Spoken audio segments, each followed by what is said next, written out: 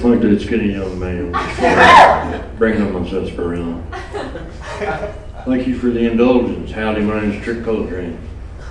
Last of the Cowboy Poets.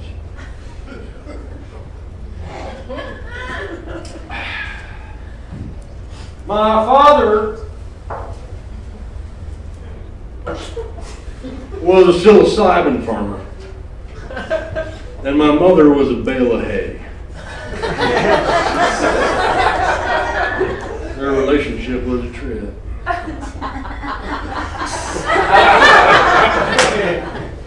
I'd like to read you a couple poems. I know people don't read poetry no more, but Ryan was gracious enough to allow me some time. This first poem is called Salmon. The salmon swims upstream to spawn without knowing its quest for life will be challenged by impending death. Around each bend, waiting, anticipating the flop and the jump of that sweet pink fish.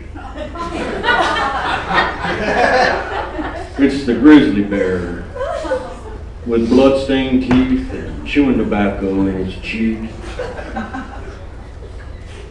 Under its nails are the dusty remnants of civilizations past. The remnants of books long ago burned, or lovers' bodies sexually decayed. But the grizzly bear don't really care about that shit, does it? It's just a stupid fucking bear. That was salmon.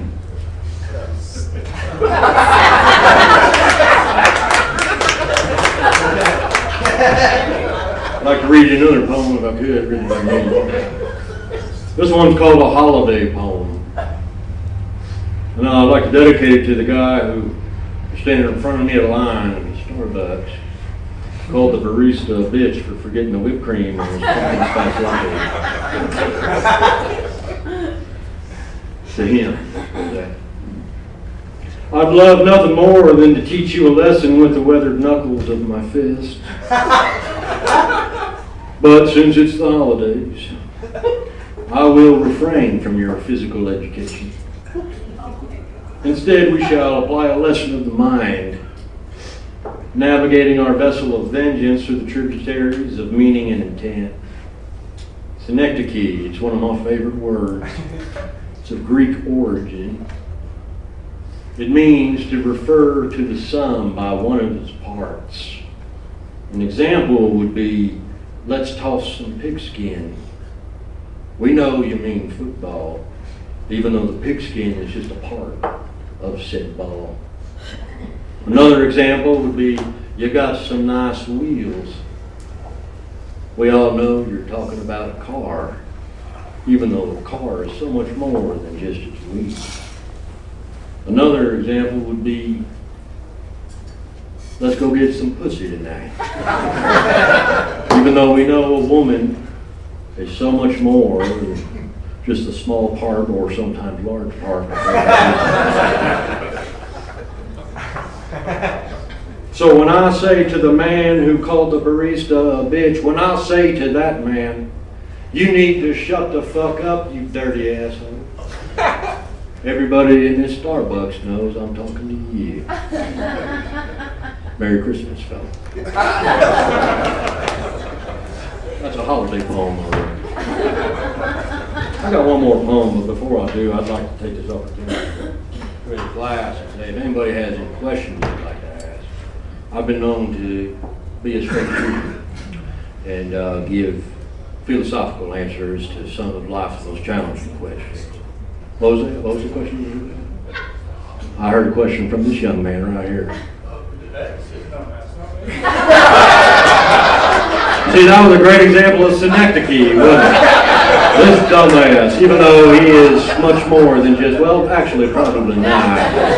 Much more than. You have a question, young man? I was wondering what Andy Getz was like in high school. Oh, Andy Getz. Andy Getz was a young man in Archbishop Alter High School in 1991 to 1994. And, you know, you hear stories, and specifically at Alter High School, where there might have been a priest or two who did some,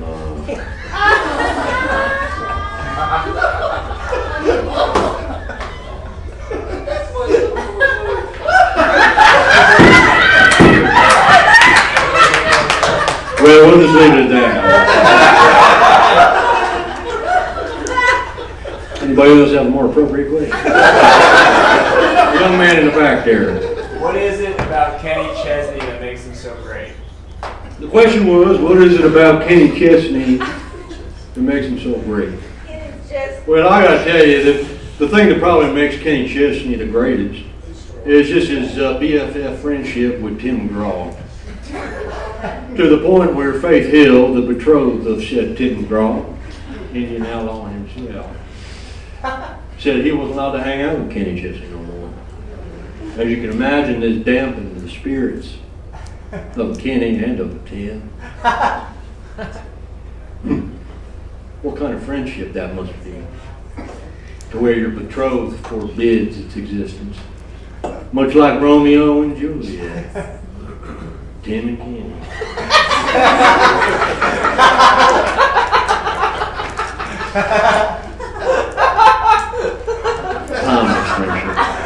Anybody else have another question about Kenny Chesney specifically? I run the Kenny Chesney Museum in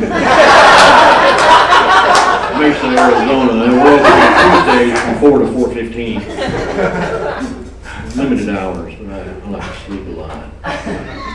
I'll take one more question. This young man, it looks like you're a couple in love over here. Is that right? Well, I don't know. Seemed to be a little hesitation. Although his arms are wrapped around her like a kraken in a bottle of rum. Reminds me of my first wife.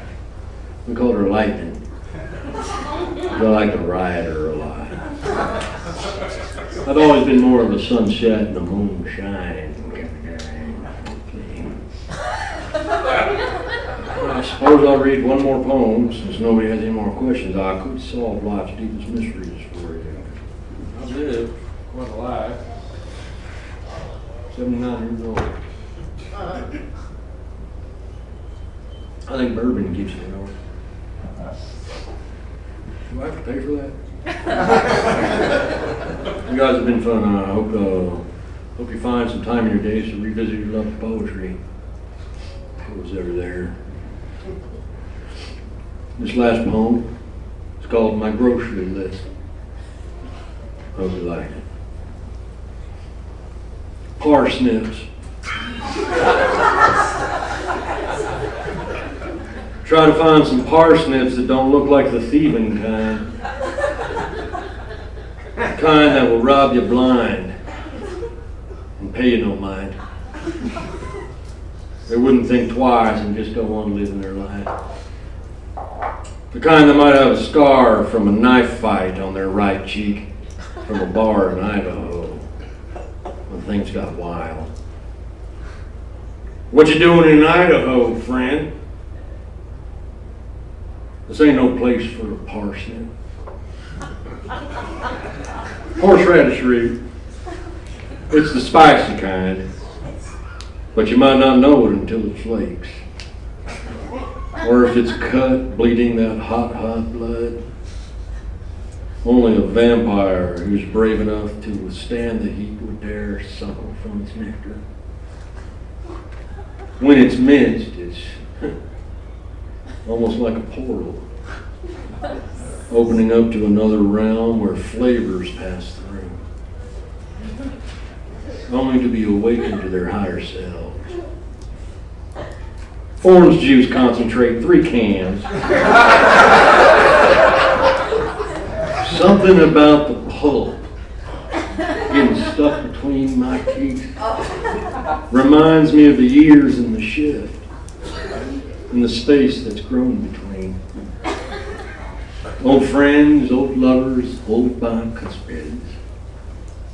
Hopefully they never get so far apart that they can't reconnect. But hell, what is life if it's not just the pushing of things? Trash bags, 13.5 gallon. not the scented kind. I wouldn't put lipstick on a pig, nor would I scent my refuse. It's honorable for a man to understand the stench of his own waste.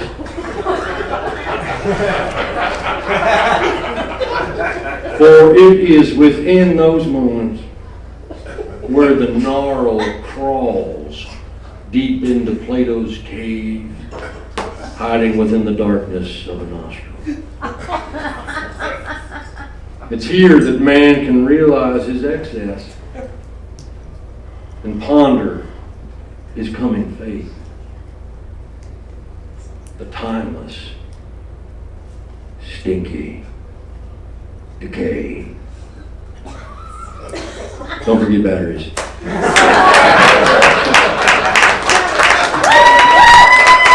We all been